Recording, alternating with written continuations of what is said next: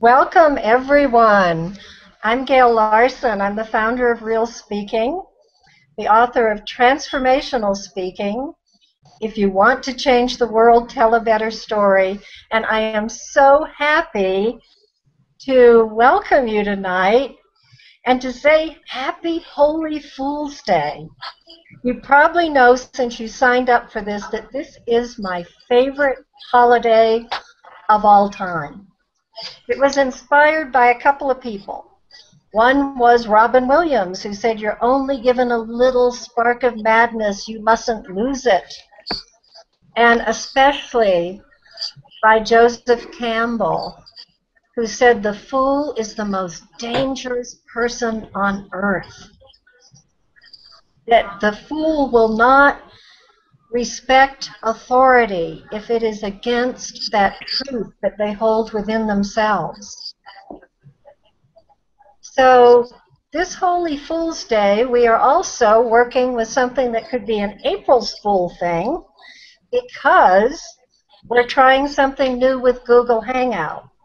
And Sam, I think we need to mute you because we won't be able to see our speakers. Your background noise there will keep you center screen most of the time. So we'll work with you on that, but we need to kind of keep the noise down, and I know you almost didn't make it. But here's what we're going to do tonight. You're going to hear stories from these 5 holy fools. Now, I know you were waiting for 7, but Nima is flying from the Congo to New York, and Kate Northrup at the moment is on her way to Los Angeles. So life happens, things change, but boy, do we have a full hour for you tonight. One of the things that came up, because a lot of you asked questions in advance, is this thing about the fear. What if I take that leap of faith? What if I actually stepped out and followed that urge? One of the questions was, how long do I stay in a job while I fund my passion? Do I become a holy fool and take that leap? And another one was, what opened the door for you to be supported and sustained financially and otherwise in the world to do this work? So there's very practical questions. And I think once you hear the stories from our 5 holy fools tonight, you'll have some sense of what it takes to take that leap of faith. I'm going to be sharing 4 questions that you have to ask yourself to activate that inner holy fool if right now you don't have a clue what that calling might be. And I want you to leave this call with a passion for shining the light of your truth, without fear, without apology, just like Joseph Campbell said. You know what you need to say, you're saying it, you're doing it, no matter what. So I've been celebrating Holy Fool's Day for a while, but I've decided now to make it an annual event with a big celebration like this. Because the people you're hearing from tonight are not only holy fools who've taken a big leap of faith, they're also people I've met through my work in transformational speaking, and they're all graduates of the immersion program. And many of you know that part of this celebration is to say, yes, we're putting this online, because I can only work with a few people in a class, and I'm booked until December. So this is a way to do this work more immediately and to answer the call of your holy fool. So let me give you a little sense of what we're going to do on this call. Each of our holy fools will introduce themselves, and they'll follow that introduction up with saying, I'm a holy fool because we want to know why you think you're a holy fool. I certainly chose you and invited you for this because I know you are. But what do you think about it? And then we're going to talk. We're going to have a conversation that gives you a chance to hear about the journey and what it's like. And when we were looking at the questions earlier, Chris Jordan said, these sound like they're past tense. Being a holy fool is something every day we step up to.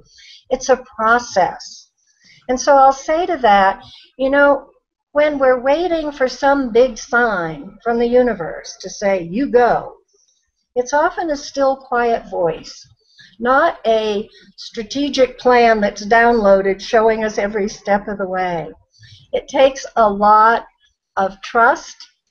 It takes a lot of faith, but we know that it's ours to do, so we decide to do it. After that conversation, I'm going to give you the 4 questions to activate your own Holy Fool. And I'm going to spend just a few minutes telling you about the new program, Transformational Speaking Online. But when I saw all the questions you sent in, I didn't want you to miss time with these people. So I set up an FAQ page on the Transformational Speaking Online website so that I don't have to spend this valuable time going over those details. So if you use a question, look there and you'll find the answer. And then we'll have a last word from all our holy fools. What does it take? What do they want to say to you to encourage that part of yourself that's ready to just step out and do it, whatever that doing it is? You know, it's April Fool's Day too, and I think an ordinary fool is someone who sees something in the world that they don't like and they say, well, why doesn't somebody do something about that? But a holy fool chooses to step out and do something about it. So let me introduce or have you hear from, I'd like them to introduce themselves, otherwise you just see me and you got to see these great people. So they all came to their holy fooldom in very different ways. Atina Diffley became a holy fool when she faced a personal and immediate crisis. Atina, tell us about it, and why are you a holy fool? Well, I'm the holy fool because I speak up for the land that feeds me. I want everyone else to do the same too. My biggest crisis came one day when I received a letter from a Koch Industries owned pipeline, and they were informing us that they wanted to eminent domain our farm. So my heart stopped and I was terrified. They're one of the largest privately owned companies in the world, and I felt really powerless. And so my big challenge was, how would I protect my land? What would I do to protect that land from being destroyed? You know, one of the things I want to say about you, Atina, is when you got that letter, what you said to your husband and what he said to you. I got to hear that part. We all want to hear that part of the story. Well, it's embarrassing, but it's an important lesson because I ran down where he was working and I waved those letters in his face and I told him all about the pipeline, and then I told him that he had to call them up and tell them that they couldn't put the pipeline through, and then I gave him a long lecture about what he should say when he called them. Fortunately, he knows me really well, and he said, you're the person for the job. And you took it on, and by the way, your book, Turn Here Sweet Corn, is one of the most dramatic, it could be a novel, it is so exciting to read it. So the fact that you really chronicled that journey so the rest of us could hear that holy fool's journey and read that for ourselves is an amazing contribution. So our next holy fool is Charles, who had an intuitive hit that it was time to change course. Charles, how did that happen? What were you doing? What happened? And why are you a holy fool?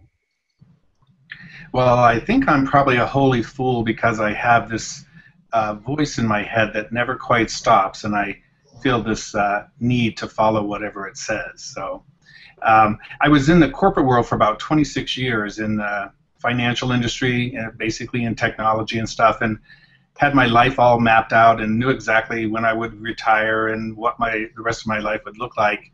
And one day I went with a friend to look at space because they were thinking of starting their own business. And when I put my eyes up to the window and looked in, I heard a voice that said, "It's for you." And of course, I thought, I've never thought of starting a business, and I don't know what I would do. And I just heard, "Do what you love." And 35 seconds later, after having an internal silent dialogue, I turned to my partner and said, "I think I'm quitting my job and I'm starting a new business." And that was the beginning of Storm Wisdom, a Center for Intentional Living. Yeah, thanks, Charles. It's such a great story, and it's such a important story for those who are joining us tonight, because often it's that job that's no longer enlivening, that still has that sense I need this thing. But when something bigger calls, how amazing. Yeah, and sometimes I think we're just being invited to step outside of our comfort zone, and that's definitely where I was at. I was in a very comfortable zone. Well, and I say that about speaking too, that a comfort zone, it's boring, it's predictable, it's forgettable. Home zone. So Mm, home zone in making these decisions and in speaking is a really important reminder of how we want to live our lives. Thank you. thank you. So Chris experienced the horror of the impact of our plastic waste and was called to bring attention to it. Big story. Chris, tell us, why are you a holy fool? Well, I've been thinking about it all afternoon, and I can definitely tell you that I'm a fool. I don't know about the holy part. I think I do, though. I'm more likely to be called an unholy fool.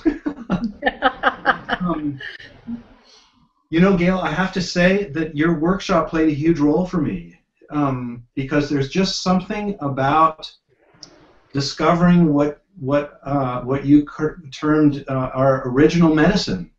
To discover that I have something that no one else can say, and that somehow just made it a lot easier to do this crazy thing I did, which is to take all the money that I had and travel out to this remote island in the middle of the Pacific Ocean and photograph birds whose bodies are filled with plastic.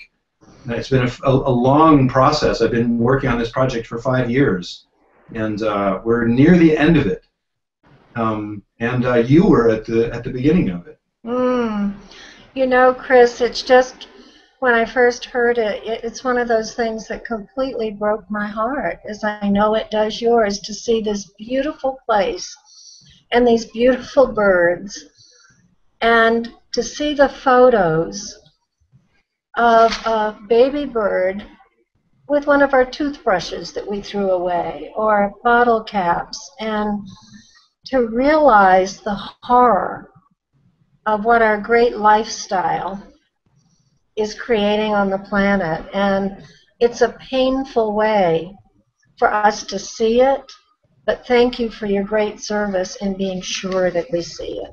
It really touches my heart. Well, this is one of the I think the essential things about being a holy fool is to look at these problems from the point of view of humor and love and grief.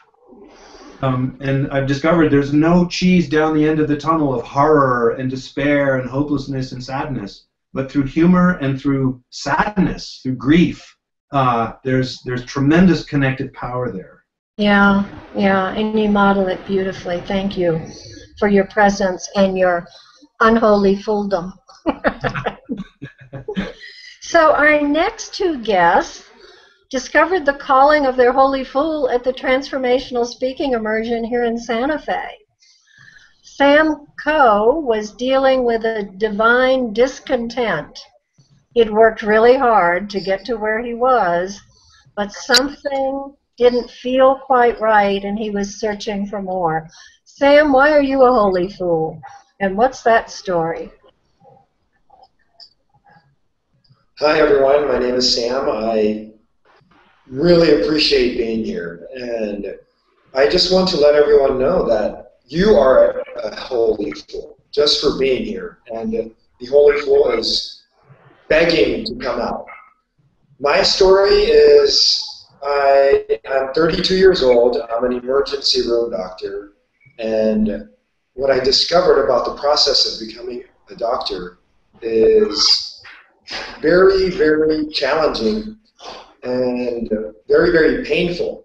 And as a result, I actually came out in a very sick state. And I wondered, why am I sick? And what I discovered is the healthcare system is sick, and it produces sick doctors. Not everyone, albeit, there's some that aren't. But for me, I came out in a worse condition, and I realized that it was my spirit that was sick. And now, once I went to Gail's course, I discovered my spirit. And I discovered that my mission and purpose in life is to resuscitate the spirit of medicine within the healthcare system itself. Yeah. And I believe I'm a holy fool. Yeah. I believe I'm a holy fool because I had it all. Money, the car, the job, the 401k, and I let all of that go. And I stepped out of my comfort zone. And now I'm just transforming my life. And I'm here to step outside of this victim role of, oh, it's HMO, oh, it's the government, oh, it's Medicaid. And I feel much more empowered these days. So I appreciate that, Gail. Yeah, it's been wonderful to watch your journey since we met last August, I think. And I remember that moment in the class when I said, gee, you should be an ER doc. You needed to be an emergency doc for docs. And that whole thing coming out of it, resuscitating the spirit of medicine, is such a beautiful statement of your purpose. And I've seen you since go to Peru and work with native healers and explore all aspects of healing that are outside the medical model you studied. And I so want to applaud your curiosity and your love and your intention, because you're right in the middle of this right now. It's like, as Chris said, I don't think we're ever quite on the other side of it. Once we start following these calls, we're being asked to keep showing up. So Karen Brody, Karen had accomplished her goal, and when she came to my class, she was a little afraid of speaking, and she wanted to step up her game, but was surprised to discover a whole new direction that's this second manifestation of being a holy fool. So Karen, why are you a holy fool? And tell us a bit about yourself. Well, it's a journey, like you said, Gail, and I'm a holy fool, first of all, because I initially, my first holy fooldom is because I was really I was absolutely appalled by the injustices of the maternity care system, and I decided to write a play about it. And I had never written a play, and I was actually told I wasn't a good writer in college. And so I was an absolute holy fool to debunk the fact that I'm not a good writer, and the play has gone on to raise over $500,000 around the world to improve maternity care, and I'm really proud of that, and raise awareness. And start a Theater for Social Change global movement. But when I showed up at Transformational Speaking, it was unbeknownst to me, another holy fool was being born. And really, I had to confront this passion I have to help visionaries who are burnt out and need resuscitation, so to speak, and really are overwhelmed and exhausted. And I had been doing stuff around that, just dabbling in it. But when I got to Transformational Speaking, that holy fool just exploded on the scene. And I really found a mission that has been deep inside of me for a long time. And that's really to help, visionaries, change agents serve themselves so they can then go out and serve others from a place of fullness. Yeah, and I love that both of these big initiatives, the birth, which we see all behind you in your office, all these posters from the play, they're great. And then this new one, that it's about this natural rhythm within, the natural rhythm of childbirth, but to really honor and respect our true nature in the way we choose to live, in the way women choose to give birth. There's a thread throughout the whole thing that is so beautiful to witness. And that's what I learned in Transformational Speaking, that actually I'm saying the same thing, and giving birth doesn't have to be the literal giving birth. It's the metaphorical piece is still there. I'm helping people. And we're all pregnant with ideas. And so, you know, my holy fool just went from the literal birth to a more metaphorical place, but it's all the same. Oh, that's beautiful. Thanks, Karen. So, as I mentioned, I have a lot of questions here, and there's not time for everyone to answer them all. But each of our holy fools chose the one that really sort of lit them up. So, and a few of you, after someone answers, if you want to add a brief comment so we can move on, but we want to cover a lot of territory. So I'm going to start with Charles. What has been the process for you in answering this call? I know there's always surprises, and there's things that hold us back, and it takes discernment, and it takes a while to say yes. How was it for you? Well, one of the things that was the most surprising was to realize that when you're guided to do this, when you're guided to step out and to become a holy fool, you don't necessarily get a handbook or a guidebook on all the ways to traverse this new path that you're on. So starting a new business that I had no experience in whatsoever, you know, where it was fun at first, it was really an exercise in building trust, because you know, you still have to worry about, is it going to make enough money? Am I going to be able to pay the rent? You know, are we going to be able to actually meet our goals of supporting the community that we're building here in Phoenix, Arizona? So I would say that I spent a good part of time in worry and doubt and fear, and I had to keep going back to trusting that I wouldn't be guided to do this sort of work if it wasn't for me. So the things that were challenging, it's like over time you create your own rule book around these things that you're guided to do, and you figure out your own path in your own unique way. And I do believe that once we've figured these things out, then the give back is to help others who are trying to do the same thing. And so I want to really speak to, participating in transformational speaking. One of the things that I really liked was really getting clear about what is the message that I'm here to give. What is it that I'm here to do, and how do I want to share that with the world? So for me, it's all about building trust with that internal guidance. And I think you mentioned this a little bit before our call, but the more you listen to that internal guidance, the more you get. So it's a way of developing your intuitive abilities, your extra senses and things like that, is just by paying attention to those subtle messages and clues and cues that we get. And it takes slowing down and listening, I think. Oh.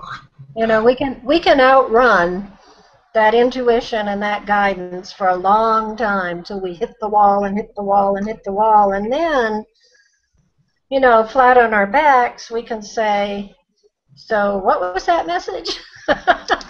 Well, and then the other thing that I would want to add is that the message that you get from the status quo doesn't necessarily align with what you're being guided to do. So, for any new business owner or anybody who's considering starting a business, they'll tell you that you're really in the business of marketing what it is that you do. And of course, people will tell you over and over again how to market.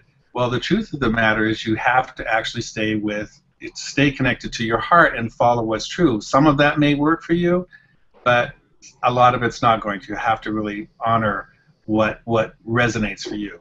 Yeah, absolutely. Otherwise, Chris and I talked about that a bit this morning, that there's so many things we're supposed to do that just don't feel like they're right.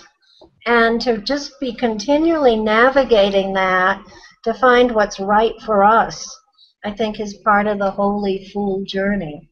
Thanks, Charles. Tina, you said a little bit about that process of running out to Martin and told him it was his to do. What else would you like to say about that process for you?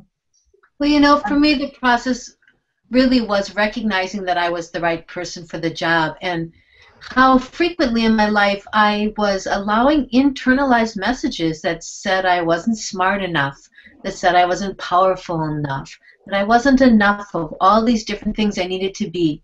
I was allowing them to dictate what I could be and define who I was. What a waste of time. We just don't have time to do that. And that was really where I had to get, was to let go of those voices that said I wasn't enough and to recognize that I was so fully supported, and all of my life experiences had really led me to that moment, and I was actually the perfect person for the job. There couldn't have been a better person or a better farm or a better group of people to take on this particular fight. And so recognizing that was really key. Once I recognized that moment, then I could go forward. I still would feel fear, and people always say, "Oh, you're so brave, brave, brave, brave, brave." But people who are brave just interpret things differently. Instead of saying fear means run, I said, "Oh, fear in me stands up and fight." And I give myself little dares, like, well, how many people do you know that have the opportunity to take on the largest privately owned company in the world? So I just gave myself little dares like that. That would keep me going when I felt really frightened. And I always reminded myself why I was doing it. I would go out in the field and talk to the kale, talk to the soil, talk to the plants that I work with every day, and that always kept me going. Yeah, and there's such beautiful stories.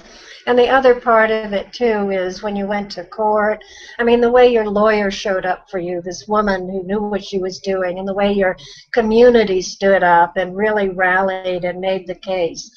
I mean, it's such a beautiful example of taking that first fierce step into the unknown and watching.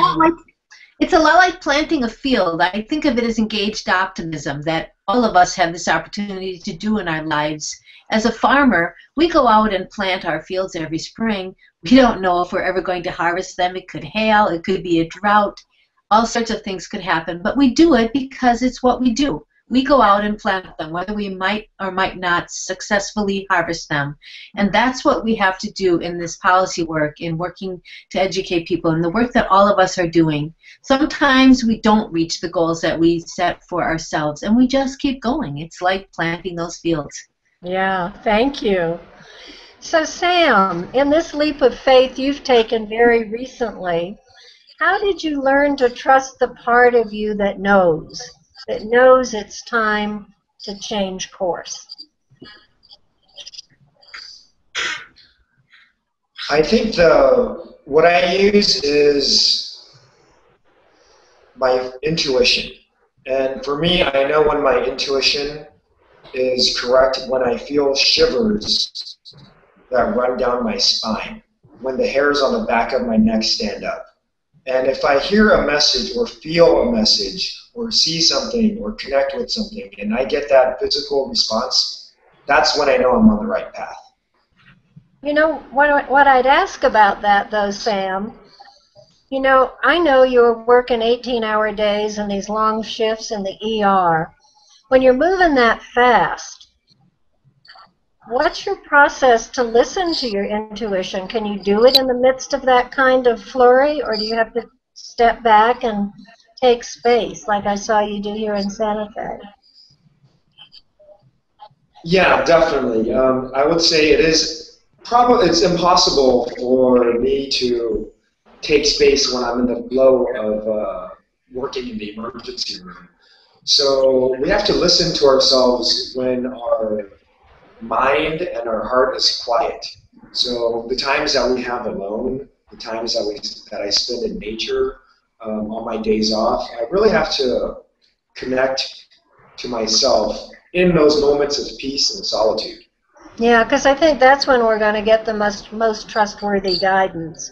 Otherwise, it can be in reaction. Enough of this crap, but then to allow what is true, that new story to come in, is a big part of the journey.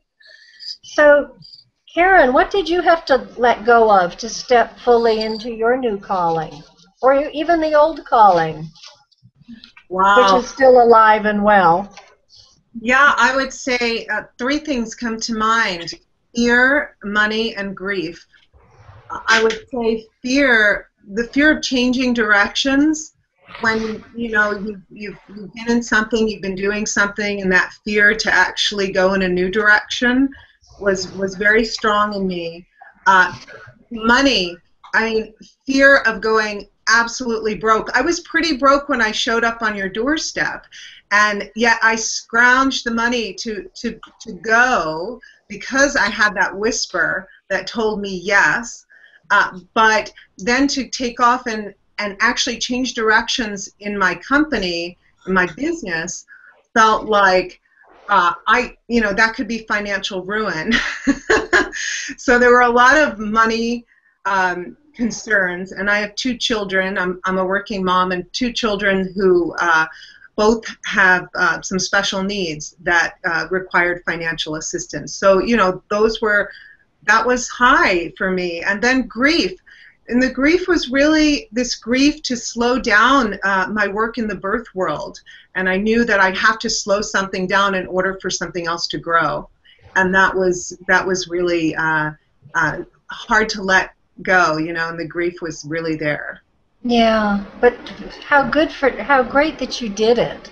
Mm-hmm. That you were willing to take the time to grieve it instead of just thinking you could put it behind you. Because if we don't take that space and to have honorable closure with where we've been, to be able to go to what's next, it's probably going to sneak up behind us somehow.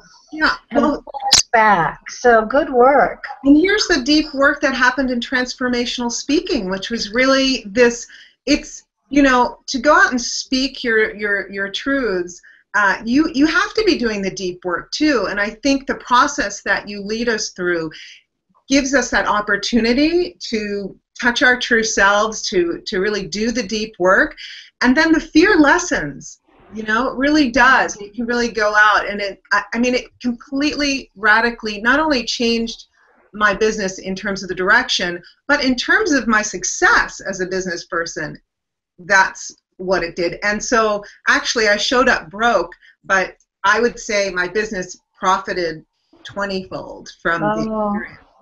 Oh, that's wonderful to hear. Thank you. Yeah. And it was frightening. It was really scary, because I remember when I told the story about exhaustion and napping and sleep deprivation and all these things that were so dear to me, and you said, that's it. That's your home zone. And I knew it was my home zone too, because I could speak for 20 hours about this, but it was so frightening to take that step. Yet I felt the support of the whole process from transformational speaking to actually do it. Thanks. I think it goes back to what Charles said. There's the way you're supposed to do it, and then the way you're going to do it. And so to look around and say, well, will people buy this and everything else, to stand fully out in what's yours to do is the only way you're going to know. And if you sort of hedge your bets and try to be like everyone else and fit in instead of stand out, you don't line up like a barcode with the people you're there to serve. So how beautiful you're stepping fully into it and allowing them to show up and fuel your business success. It's a great story. And it was a difficult story at times, so thanks for sharing that. Thank you, Gail. It was. So Chris, how do you speak to naysayers, both those externally who say you're doing what to go to Midway Island to photograph, and and the internal naysayers, as Atina spoke to briefly? How do you handle that? Well, I've come to think of naysayers, both the external people in the world and then the internal voices. It's really the voice of fear. And I mean, fear is so it's fascinating the way it works in our minds. Like when we have some idea, like I want to leave my job and do this new project, or I want to try a completely different direction in my work, and the fear is so fast. It's like this instantaneous spark that happens in the deepest part of our brain, like our reptilian core of our brain, and then propagates out, and by the time it reaches the part of our mind that thinks, it has turned into a thought, which is, maybe it'd be better to keep my job and just do this on the side and on the weekends. And that's the kind of thing that comes from naysayers. I mean, it took me a long time to realize that what they're really saying when they say, well, I think you should probably think of a more practical way to, like when you hear that from naysayers, what they're really saying, but they're not aware of it, is that they're scared. And that's part of why that kind of naysaying advice is so not helpful, because I am scared, and to have other people sort of pile on the fear, it really doesn't help me get where I want to go. So, I mean, just to have the realization that what those voices are, like the naysaying voices, both coming externally and internally, are really just fear. And I love what a couple of people have already said about fear. Like for me, I don't think of ever conquering my fear or overcoming it or something like that. I just want to contain it. Yeah. To allow myself to feel scared, to acknowledge that I'm scared, and realize that I just have to feel scared if I'm going to be a person who does this with my life. Yeah.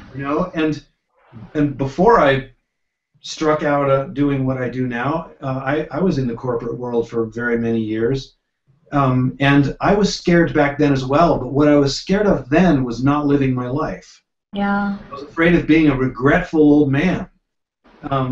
And that's not a healthy kind of fear. Like, that isn't the kind of fear that we should be living with.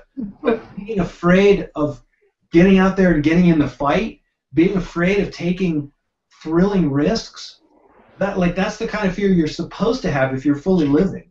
Yeah. Great point. Thank you. Something else that was said about fear that I often use in classes, because people are afraid of speaking, is fear is excitement without the breath. Yeah. Fritz Perls said that. And it's like this excitement of living fully, pushes us out on an edge. But how exhilarating to know we live our life our way, even when it doesn't work. We made our own choices rather than being so heavily influenced by our culture and the expectations of those around us. So, Chris, another question: what sustained you and what sustains you now when there's no clear evidence that your idea will work, that it will really matter and make a difference in our seeing that we have to find a new way? What sustains you, both with the money challenges and with the sense of what's happening with our planet anyway? Oh, well, that's an incredibly hard question. I mean, on one hand, it's just like this instinct, this deep instinct that I just know it's going to be. I know it's going to work. And it's funny because a few times I've gone all the way with that instinct and it did work, but other times it hasn't. But I mean, I love what Atina said about planting. Like, that's just what we do. Like, we plant the crops, and but there's another thing that it's what keeps me up. It's what keeps me up nights, and it's also what kind of drives me, and that is we could change. Like, the world could change. And each one of us can change. Like, there's nothing stopping us from changing, except our own will. And there was a guy that said that just the other day. One of the senior fellows at the Stanford Wood Institute for the Environment. He said we have all the technology and all the logistical ability to go completely green energy, renewable energy, if we can summon the social and political will to do it. Yeah. That's the only thing that stands in our way, is social and political will. And that's from the collective. But it's the same thing inside of us. The only thing standing in our way of doing what we want to do in the world is our own will. And that gives me an incredible amount of hope, because that's something in here. That's not something out there that it's not in our control. It's in here. It's like something we have access to, that we can get to and transform. Chris, I don't know whether to laugh or cry right now, because as you mentioned, I've seen you through this journey for 5 years. And 5 years ago, when I first saw you speak, you gave us the facts, And I said, well, what are you asking us to do? And you said, well, you need to decide. And I said, do not chicken out. You need to tell us. I say, you're telling us. I remember that. I love it. Uh, You know, the passion that you're allowing yourself to express now does change the energetic field rather than these are the facts. And a couple of things you said really speak to the energy, both the support we need of kindred spirits to keep shoring us up when it feels impossible, and also that energy of making a choice. You know, if each of us makes a choice, it contributes to a higher consciousness, even if we don't see immediately the results. So thanks for the reminder of that. And thank you for that gorgeous passion. Thank you. You're so alive in what you're doing. And I'm so glad the film is coming together. So, Charles, what gifts have come your way because of your willingness to be a holy fool for what you know to be true? Well, let's see. I would say that the greatest gift is magic. I'll take that. Yeah. The world is filled with magic and mystery, and when you start traveling this unique road, and you're really listening to your internal guidance and things like that, things start to happen in your world. Things start to pop. People show up on your door, and everything happens in a very synchronistic way, and there's magic that happens all the time. And it's funny because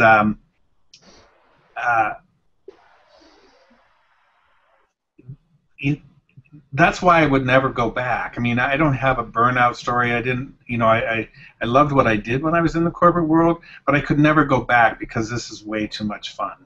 And so I think it's about magic and mystery. Yeah. And I had the privilege of seeing you a few months ago at Storm Wisdom in Phoenix when I was driving through.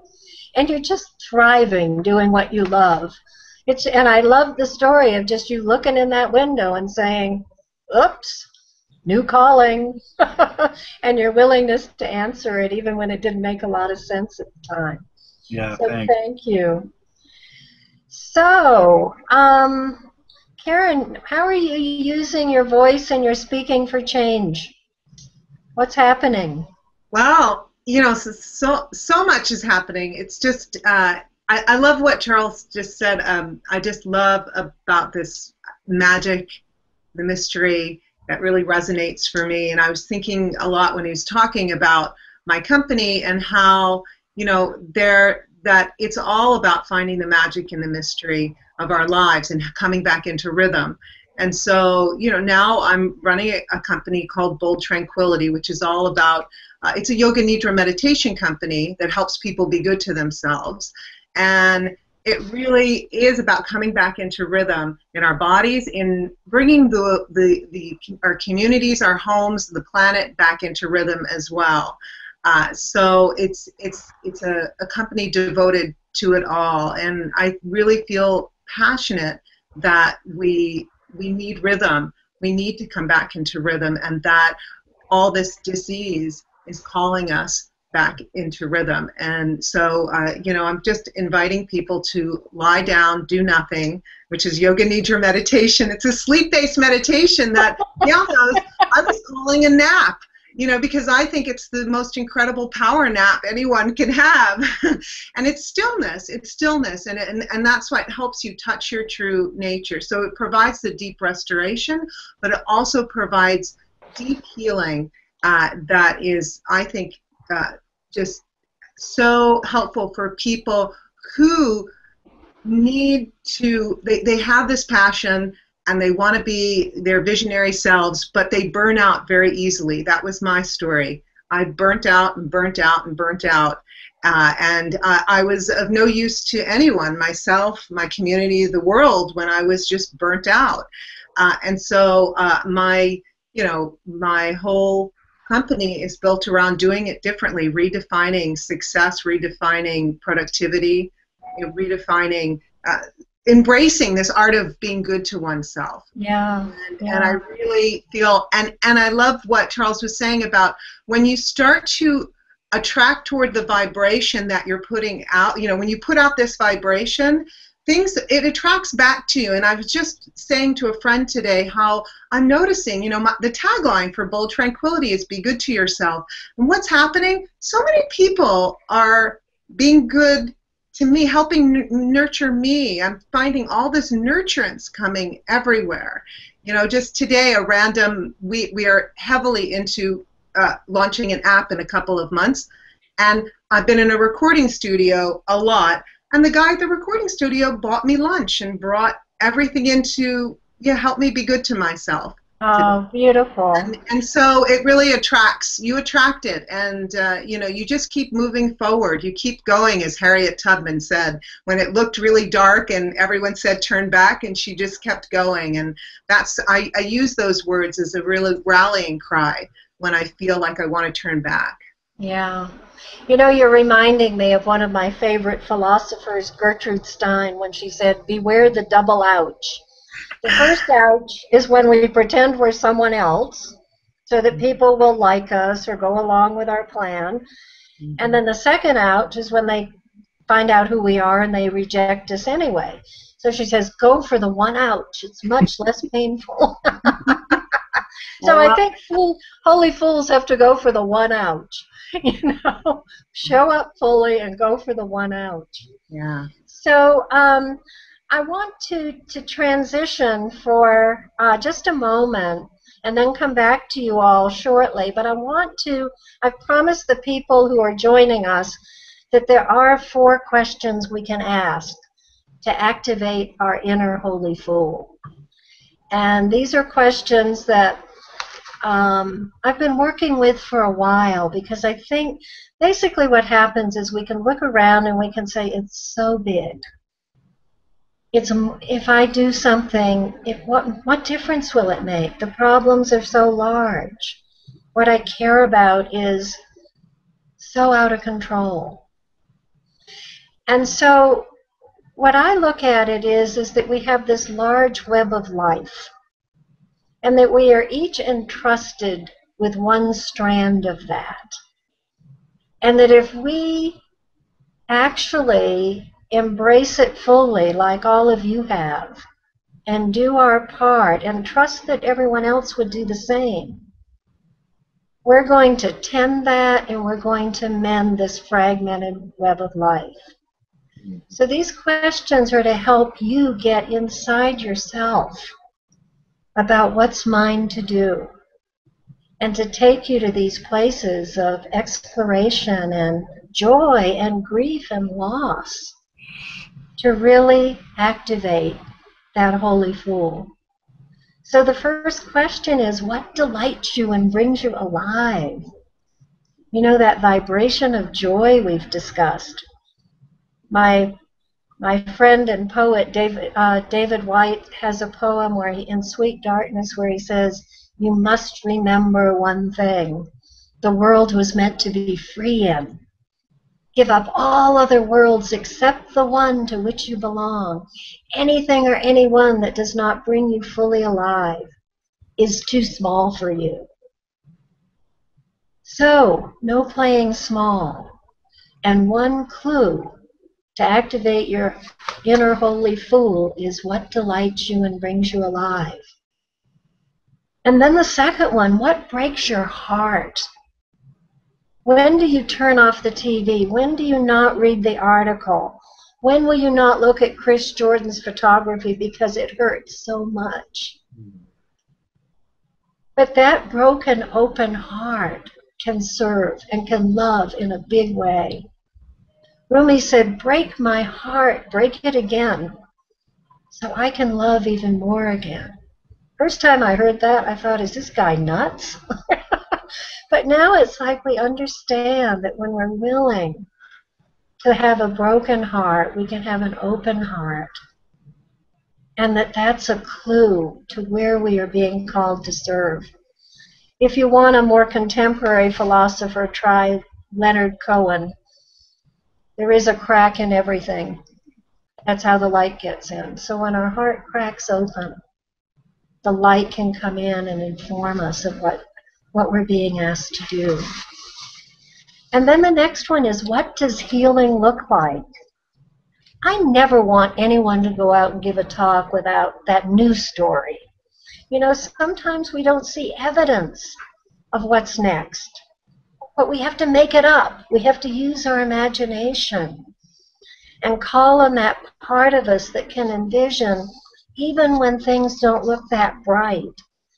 And like the subtitle of my book, if you want to change the world, tell a better story. Your better story can be summed up in, what does healing look like around this issue that you care so much about?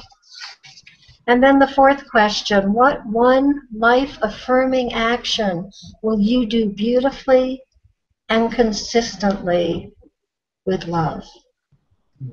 Because again, if each of us does our part and give other people credit for doing theirs, we all don't have to be about the same cause. We shouldn't be. I mean, we might save the planet and something else would be falling apart. We might be working with our spiritual growth and forgetting that children are starving. What is it for you? And what will you show up with that collectively, when we do it, really starts that tipping point, that energetic toward change? So cherish that strand of the web of life that's held in trust for you. And I hope everyone on this call will take those questions to heart and make one choice that can start you in a direction that can bring you alive, like all of our speakers here today are. So, you know, I said I'd spend a few minutes talking about the Course, and I'm just so loving this conversation. This is the part, you know, is it right for you? I just want to say that I feel so blessed to serve the amazing people that I get to serve through transformational speaking. What brings me alive is just seeing people move into that self-trust and empowerment and say, yes, I'm going to use my voice for change. And so this 4-day immersion that I do in Santa Fe is now an online course. And you can get your questions answered about it on Transformational Speaking Online.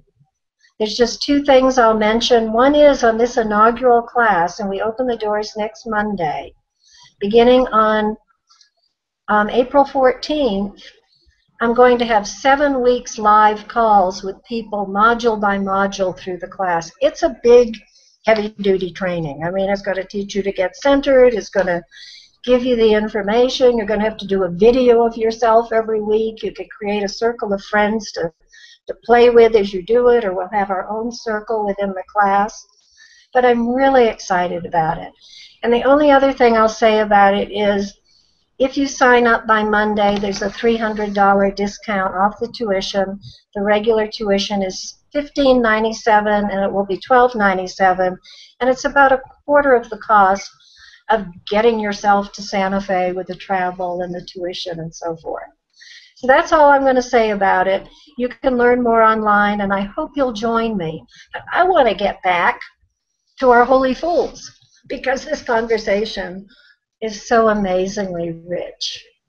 So based on this great conversation, what's left unsaid? In a minute, I'll go and say, what's your one last word for those who are joining us? You know, what would you say to them about activating their own Holy Fool? But the conversation's been great, and if there's something, you know, one question I didn't ask, and I think I'll direct it to Sam, is what hope how do you hold our collective future right now, based on your own decision to step into what's calling you so strongly? What hope do you hold for us as a result of this journey?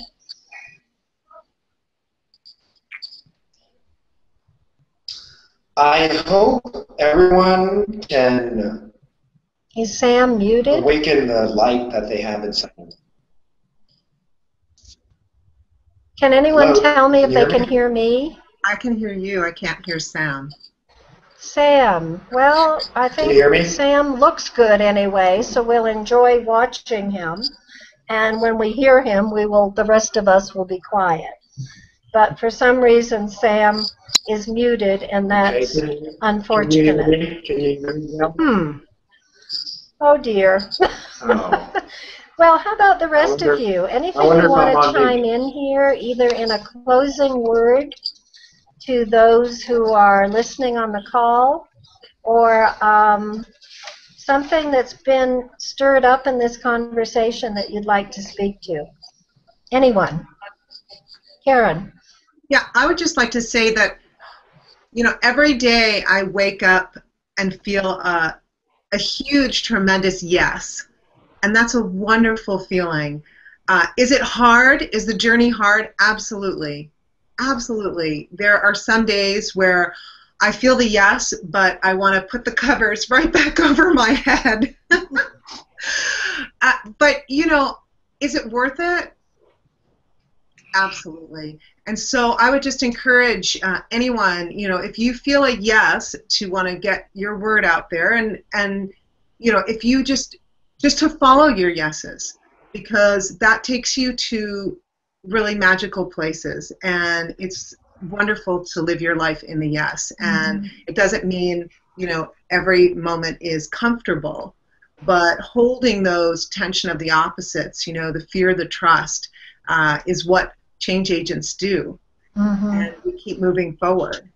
Yeah, and one of the things we work with in transformational speaking is when you know your medicine, when you know your gift, and you know your message very clearly, who I am, what my gift is, you know what to say yes to, and you really know what to say no to. So it's a big part of this to support a really clear, firm, thrilling yes. So thank you, Karen. Who else has a closing word?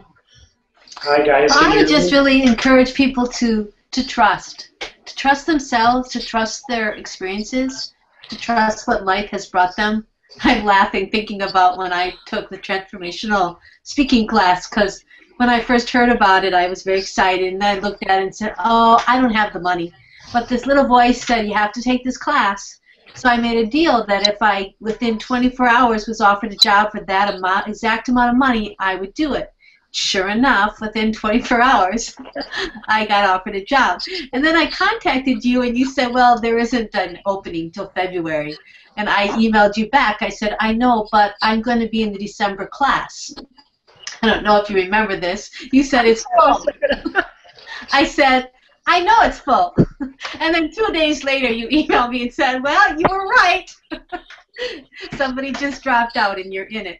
But when I came to you, I said, you know, I've written this book and I haven't got a clue what to talk about. And you laughed because you read the book and you said it was so full of stories, but I wasn't able to see those stories yet. You really led me to being able to trust my own stories. So that concept of trust was a big lesson for me, of trusting what comes to me. And you are such an amazing storyteller. I will encourage anyone, because Atina's doing a lot of speaking right now. If you can hear Atina Diffley talk about turn your sweet corn, get yourself there. She is worth the price of admission. And in bookstores, it's probably free anyway, but do buy the book. So, who else? What's your closing word for these holy fools in training who have joined us today? Gail, can you hear me? Gail? Charles? I think my closing word would be adventure, because that's what you initiate when you make that choice. Yeah, beautiful. That's a great news story, isn't it? From dragging our sorry selves around saying, oh, I wish life were different, to life is an adventure or nothing at all. And to really trust that even though, you know, someone wrote today on Facebook in researching the Fool and the Tarot card that it's all about uncertainty. But it's also all about trust and the adventure of that. So thanks for reminding us, Charles. Chris? Well, if I had to sum it up in one word, it would be fear. I think it's so important to really come in contact with our fear and to develop a relationship with it, because it's there, and it's either unconscious, and when it's unconscious, then it's running in ways that are below the level of awareness, or we can bring it into consciousness. But there's no way to get rid of our fear. And there's one particular kind of fear that it was transformational for me when I first was able to come in contact with it, and that is, like, for all these years, I had all this fear of becoming an artist, fear of leaving my job. Like, I had that fear, which was huge. But it had never occurred to me to think that it's also scary if I don't do those things. Yeah. What is my fear if I don't live my life? What's my fear if I don't write that book, if I don't make my film? Fear of regret, fear of shame, fear of not living up to my potential. And that fear is actually a tremendously motivating kind of fear. And when you realize there's fear on both sides, fear if I do it, fear of not doing it, then it's just sort of like living in the soup of fear that we live in and having a relationship with that, and then you get to go ahead and make the choice. Yeah. Thank you for that reminder. It's not that it isn't there, but which is the bigger loss, really? Yeah. Which is the bigger loss? And the loss of our lives and something that's deadening and isn't bringing heart and meaning is a pretty huge loss. Yeah, thanks for that reminder. That's the scariest thing I can think of in the whole world, is the fear of not living my life. Yeah. Like, the fear of being poor, or the fear of being, being homeless, or whatever. It makes all those other fears seem nothing by comparison. Mm-hmm. Yeah, thanks for reminding us. All of these are such beautiful reminders. And since we've lost Sam, who had some sort of emergency today, which probably had something to do with the ER, he was trying to reach us from a coffee shop, and apparently things didn't quite work. Before we close, I just want to remind you of a little bit of a song from Holly Near, Planet Called Home. She says, "We're fabulous creatures sent from a power, souls that have come with a purpose in mind, to do one little thing that will alter the outcome, and maybe together we will do it in time. Can you call on your imagination as if telling a myth to a child? Bring in the wild," I can't quite remember it, the romantic, the brave and the wild. And it takes bravery, and it takes a bit of wildness, and it takes a sense of romance of what we care about. But we've got it. It's who we are. And so I hope in this call you've all discovered what it takes to start trusting that inner impulse in you, that holy fool who keeps nudging you to act. We hope you'll break from convention, find your voice as a radical change artist, and begin living the more meaningful, satisfying life you've come to this world to live.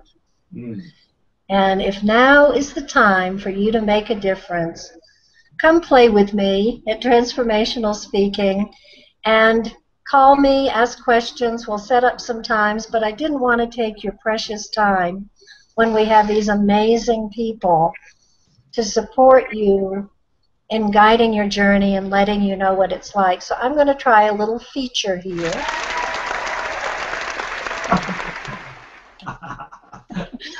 And as we sign off, happy Holy Fool's Day. And one other thing, these people didn't know each other. These people, these beautiful holy fools on the call. But you just feel this resonance of people who are standing up, and you feel this field of love and commitment. And my joy is every time I get to see you or to meet new people, I get to fall in love all over again. So my life is so full of love, knowing all of you. Atina, Charles, Chris, Karen, Sam, wherever you are at this moment, my great love and deepest appreciation for the gift that you are and the joy and the blessing you bring to our world. Thank you. Good night, everyone.